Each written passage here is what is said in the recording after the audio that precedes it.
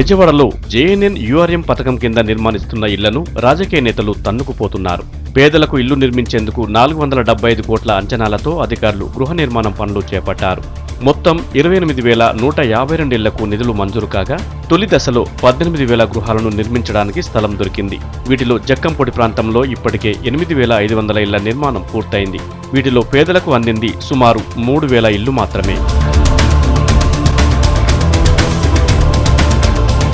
పూర్తయిన ఇళ్లను కాలువగట్ల పరివాహక ప్రాంతంలోని పేద ప్రజలకు మాత్రమే కేటాయించాలని నిబంధన ఉంది. కానీ ఈ నిబంధనలకు తూట్లు పొడిచేస్తున్నారు అధికార పక్షానికి చెందిన కొందరు ప్రజాప్రతినిధులు.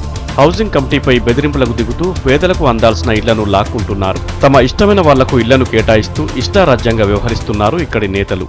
విజయవాడ నగరంలో పేదవాళ్ళకి దక్కాల్సిన ఇళ్లని పెద్దల పరం చేయడానికి కుట్రలు పన్నుతున్నారు.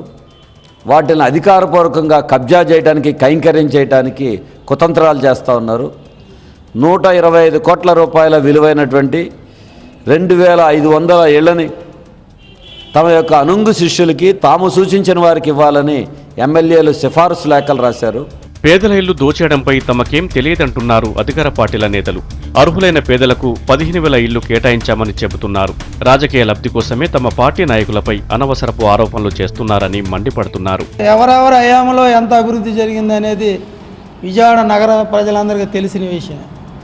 ఇన్ని అభివృద్ధి కార్యక్రమాలు, పక్కా ఇల్లు నిర్మాణం, అలాగే గ్రామాల్లో ఇందిరమ్మ ఇల్లు, ఇవన్నీ మీకు కళ్ళు కనపడతలేదా మీ నేతలకు కానీ మీకు కానీ అని చెప్పి మిమ్మల్ని ప్రశ్నిస్తున్నాము.